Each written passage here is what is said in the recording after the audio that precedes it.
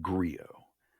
Take a moment to let that word slide over your tongue and into your brain, because I can come pretty close to promising that that's a word that's going to show up on your test someday.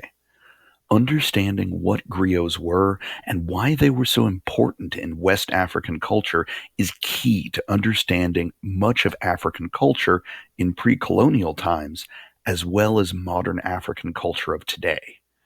If you know much about me, you know that storytelling is most definitely my jam, which means that the idea of the griot is right up my alley.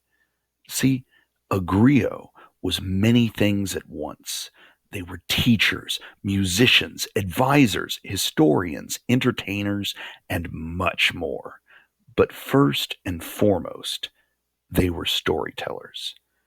There are and were a lot of indigenous African languages, but many of them did not have a codified system of writing, which means that a lot of African history, stories, and teachings were passed down verbally by being spoken or sung.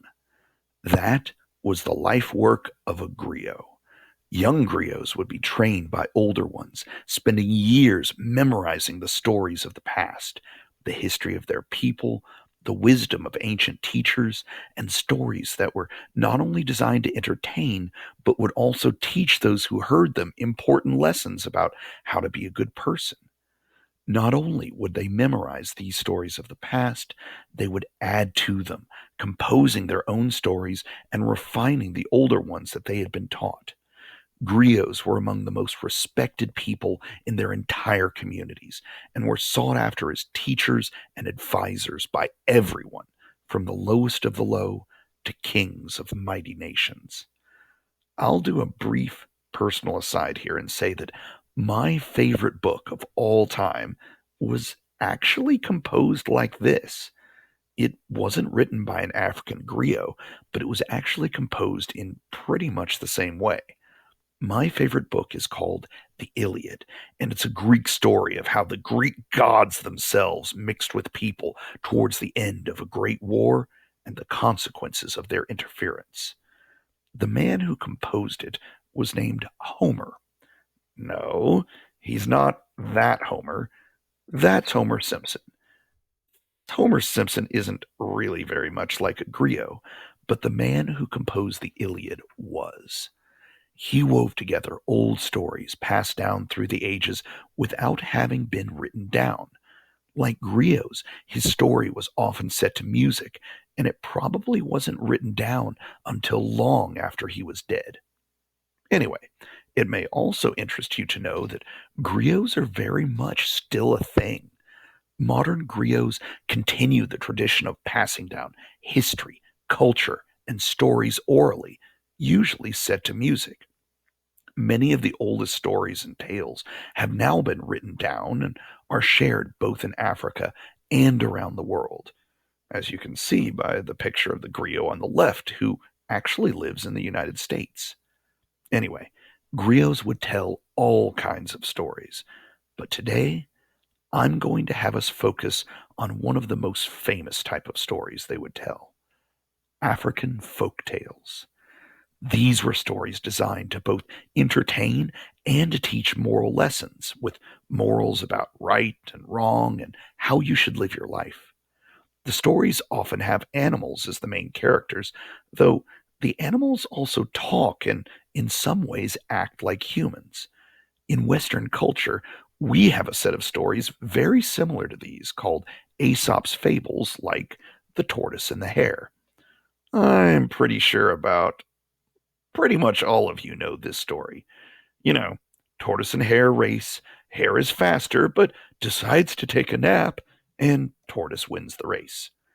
Just like African folk tales, it has animals as the main character, with each animal being referred to by its animal type rather than, being given a name, and it teaches a moral lesson. When I was a boy, my mom taught me that the lesson was slow and steady wins the race. Though I also remember that when I was a teacher in China, I asked some of my students what the lesson of this story was, and they told me the real lesson was Don't be lazy, or even a tortoise will beat you. I have to admit, that interpretation actually makes a whole lot of sense. Anyway, I am now going to do my best to regale you with an actual African folktale that has been passed down for who knows how many generations in Ethiopia. It is called The Jackal and the Leopard. Pay attention, and I hope you enjoy.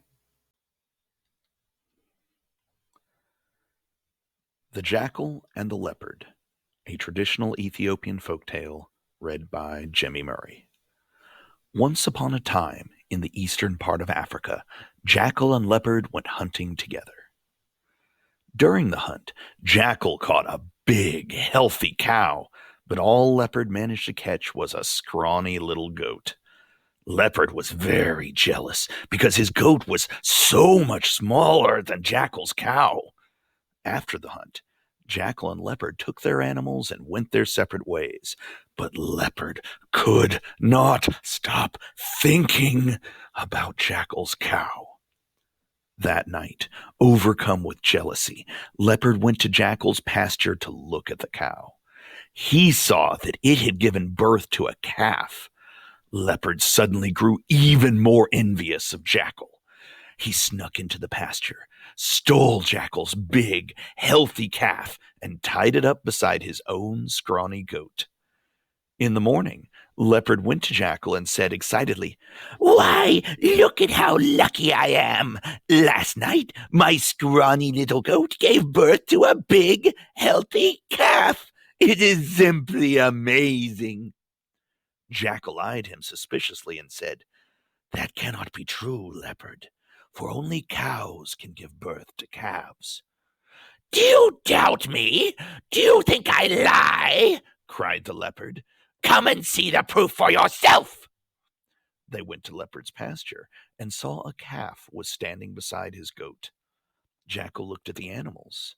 He then looked at Leopard and said, "The calf is mine." "What?" said Leopard. "The proof is right before your eyes. Are you blind?" "No, I am not blind," said Jackal. "But since goats cannot give birth to calves, it is mine. It could be standing beside a crocodile, and it would still be mine." Leopard was furious and argued for quite some time before saying, "Fine then, well, let us ask the opinion of someone else, and you will see that I am right." So off they went to find judges to hear their stories. They first went to Gazelle. She listened to Jackal and Leopard tell their sides of the story. "As you can see," said Jackal, "the calf is clearly mine." But Gazelle, like many animals, was frightened of Leopard's sharp teeth and claws. She did not want to make him angry, so she put on her most serious face and said, "Well, when I was growing up, this sort of thing was not possible, but times have changed. The world is a different place, and as you can see, it is now entirely acceptable for goats to give birth to calves." Next, they went to Hyena, who nervously listened to their stories. Like Gazelle, Hyena was afraid of Leopard's quick temper and feared angering him. So Hyena looked around anxiously before saying, "It is common knowledge that ordinary goats cannot give birth to calves, but everyone knows that goats owned by leopards can." Jackal was still not convinced, so all four animals went together to find another judge. They next saw Heron, who listened to the story and worriedly thought long and hard before answering. "It is true," said Heron, "that in the past the law proclaimed that only cows would give birth to calves. However, that law has changed. The law now says that any animal can give birth to any other animal. That is the way of the world. Things change, and so must we." Leopard was very happy. "See," he said, "the calf belongs to my goat, and therefore it is mine." Sighing in frustration, Jackal said, "We still must ask Baboon." for Baboon was greatly respected by all. The other animals agreed, and so they set off to find him. They found Baboon sitting on a large rock. After listening to both sides of the story, he began to stare off into the sky. He held a small stone in his hand and began to tap at it with his fingers. "Well," Leopard said impatiently, "what do you have to say?" Baboon looked down at him and said, "Can't you see that I am busy?" "Busy?" snarled Leopard. "What could you possibly be doing?" "I am playing a little music before I judge your case." All of the animals asked, "What music are you speaking of?"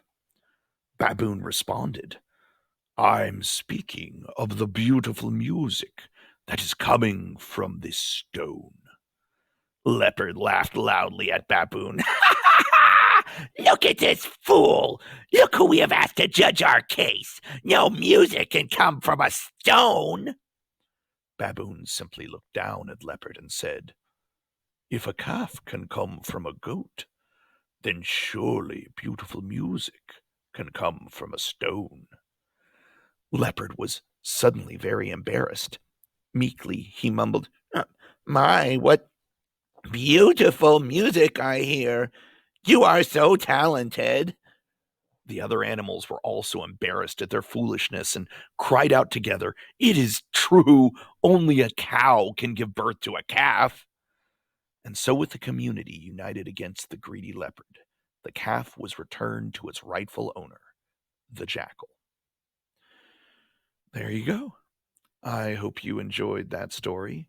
You are going to have to write an African-style folktale of your own. So, stay tuned. Until then, please stay safe and stay healthy.